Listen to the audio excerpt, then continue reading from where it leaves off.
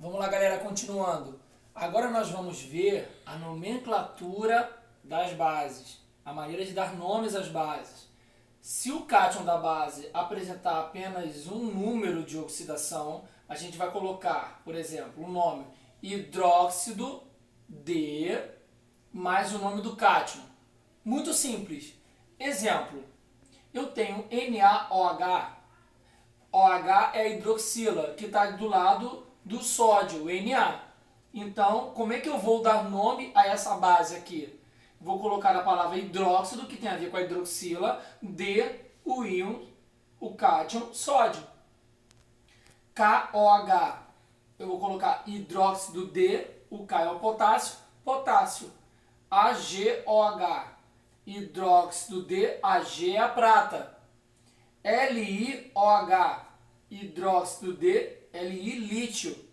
Aqui, CaOH2. Desculpa, esse 2 tinha que ter ficado aqui embaixo. Então, CaOH2 eu tenho o hidróxido de cálcio. Muito simples. Aqui a gente tem um exemplo, uma exceção. Alguns elementos metálicos, vamos entender, todo ácido ele é formado, tá? Geralmente, né, na grande maioria das vezes, a gente vai ter o hidrogênio, né?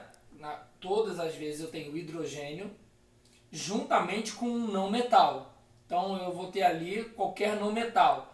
E aí se eu tenho hidrogênio com não metal, eu tenho o hidrácido, que é aquele ácido sem oxigênio. Quando eu tenho o hidrogênio junto com o não metal mais o oxigênio, que também é um não metal, então aí a gente vai ter um oxiácido, que a gente viu no último vídeo anterior. Porém, aqui com a base não. As bases elas têm a formação dos metais, ou da família 1A, ou da família 2A, ou os metais de transição, junto com a hidroxila. Então, quando eu tenho um cátion que são os metais, junto com o ânion, que é a hidroxila, eu vou formar uma base. Nesse caso, eu tenho um elemento de transição. O ferro é um metal de transição. Ele não está naquelas famílias marcadas, ele está no meio da tabela periódica, naquele onde a gente tem os elementos de transição.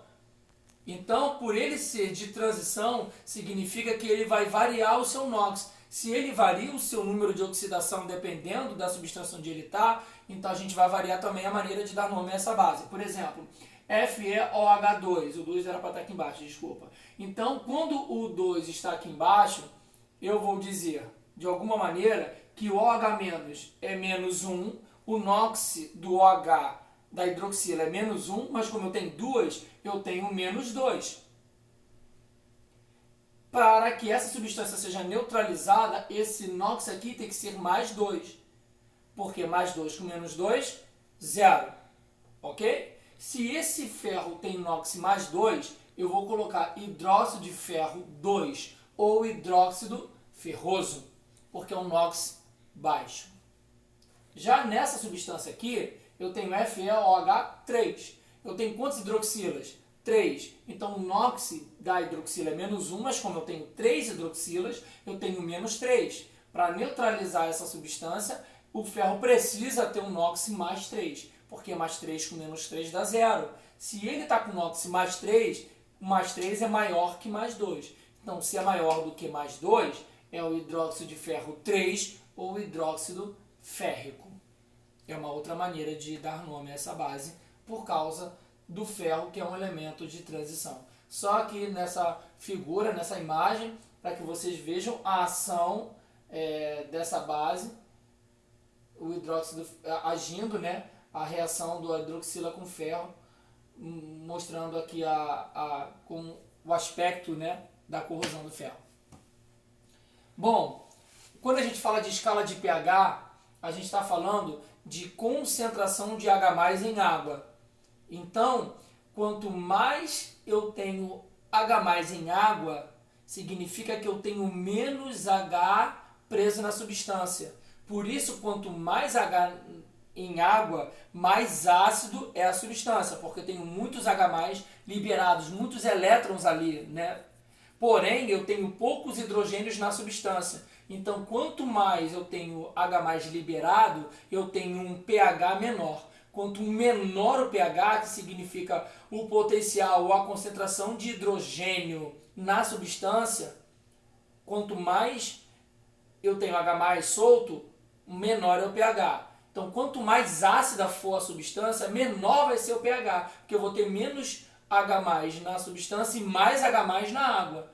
Então, aqui eu tenho, por exemplo, de 0, 1, 2, tá vendo que isso tudo é ácido. 0, 1, 2, 3. O que significa esse 0, 1, 2? Significa o potencial de concentração de H+ na substância. Repara que aqui, ó, eu tenho quase nada de H na substância, porque a maioria desses hidrogênios foram o quê? Soltos na água. Se o pH é baixo, é muito ácido.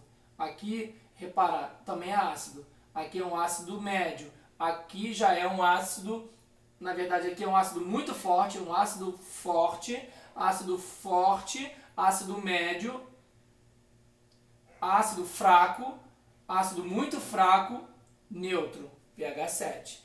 Então repara que de 0 até 7 eu vou aumentando o quê? A concentração de H+ na substância. Se vai aumentando a concentração de H+ na substância, significa que está perdendo aquela concentração de H+ na água. Então o ácido está ficando cada vez mais fraco. Quando vai chegando perto de 7, o ácido vai ficando fraco.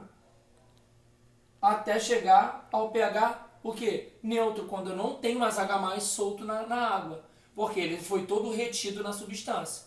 Aqui a gente tem uma solução neutra, que é o quê? Água destilada, glicerina, que é utilizada para fazer sabão, sabonete. Tudo isso tem pH 7. pH que dá banho em filhotes de cachorro e gato, ou também é utilizado em sabão para dar em bebês também, porque tem um pH neutro para não agredir a pele com acidez.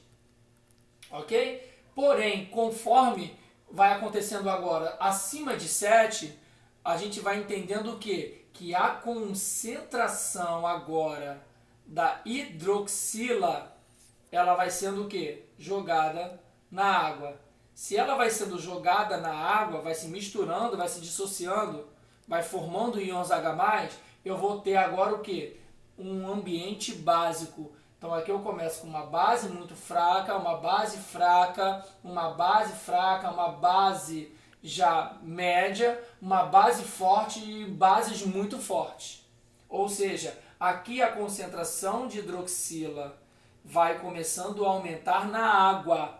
Se aumenta na água, o pH aumenta. Eu estou falando de OH-, hidroxila. Ok? Se eu vou agora daqui para cá, do menor para o maior, se daqui do 14 para o 7, a concentração de hidroxila vai fazendo o quê?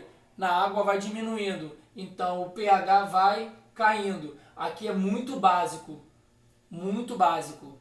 Aqui, ó, 13, 12, 11, 10, vai caindo, vai caindo. Quando chega em 7, o que significa? Que as hidroxilas estão todas retidas na substância, não está mais em água. O ambiente neutro, o ambiente básico já não existe mais. Ele ficou neutro. Porém, quando vai começando a cair agora, abaixo de 7, significa que o H+ agora vai saindo na água. Quando ele vai saindo na água, ele vai o quê? Não vai mais ficando preso na substância. Então, se ele começa a ser liberado, o pH começa a cair. 6, 5, 4, 3, 2, 1, que são substâncias muito ácidas.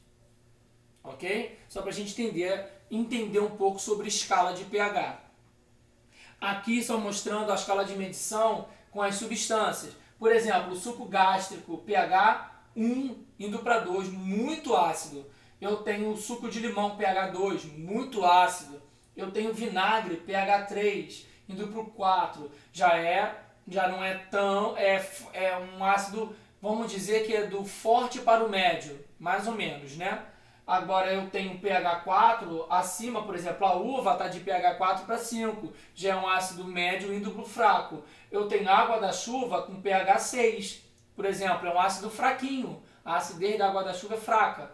E aqui quando eu tenho água pura ou água destilada, eu tenho um pH 7, neutro. Por quê? Os H+, saíram todos da água e foram para a substância ficou limpa, neutra. Porém, quando começa a aumentar o pH, a gente vai entender que agora a hidroxila, o H- vai começar a ser solta. E aí o pH vai subindo. Eu tenho o pH 8 do sangue.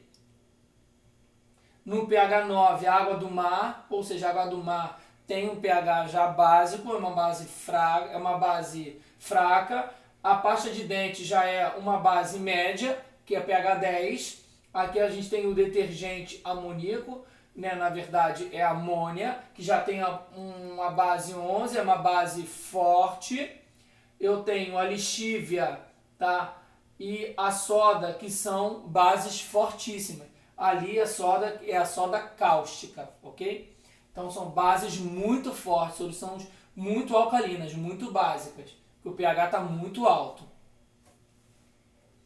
Aqui, só para a gente entender, foi uma tabela para a gente entender forças de ácidos e forças de bases. Por exemplo, ácido de bateria é um ácido muito forte, tem pH 1, de 1 a 3 é o suco gástrico, de 2 até 2,4 suco de limão, Coca-Cola 2,5 ácido forte, tá? Ou Coca-Cola ou todos os refrigerantes do tipo cola, tá? Vinagre até 3,4 é forte, suco de laranja ou maçã 3,5. Porém, a cerveja já tem uma acidez já fraca, que é 4 a 5, o café é 5, é um ácido fraco, o chá é 5,5 fraco, chuva ácida fraco, saliva fraco, vai até 5,7, ok? Já que o leite, a gente tem até 6,6, é um ácido muito fraco, ok? A acidez do leite é muito fraca.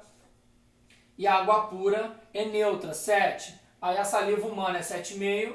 A gente já tem um pH já indo para neutralidade, levemente básico, mas mais neutro. O sangue humano vai até 8, 7,45, perdão, é uma base muito fraca. A água do mar é 8, base fraca. Sabonete de mão é uma base fraca, sabonete, que é de 9 a 10. O amoníaco já é forte, que é a substância amoníaco. Água sanitária 12,5 é uma base fortíssima. Água sanitária é base, tá? Não é ácido. E hidróxido de sódio, que é a soda cáustica, é base fortíssima, tá? Que é conhecido como o diabo verde ou soda cáustica, tá? Que é uma base forte, pH 13,5, próximo de 14.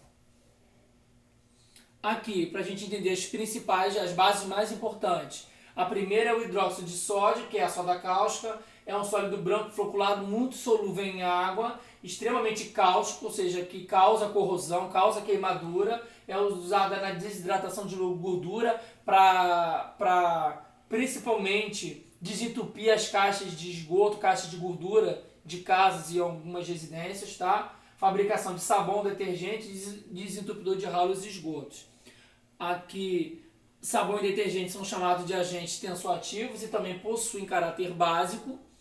Outro é o hidróxido de cálcio, a cal apagada, hidratada ou extinta, que também é chamada assim. É uma suspensão aquosa de aparência leitosa, de cor branca, então, obtida através da cal virgem, que é o cálcio com oxigênio. É usada na caiação de paredes e muros, tá? Na neutralização de solos ácidos e na fabricação de doces. Então, só para a gente mostrar a cal virgem, quando é colocada na água, ela forma a cal hidratada. Essa cal hidratada é que é utilizada para neutralizar o solo, colocada no solo, para corrigir o pH, quando o solo está muito ácido e ali tem que ter um tipo de plantação, eles colocam essa cal hidratada, essa cal apagada, para o solo poder agora ter condições de germinar e frutificar, tá?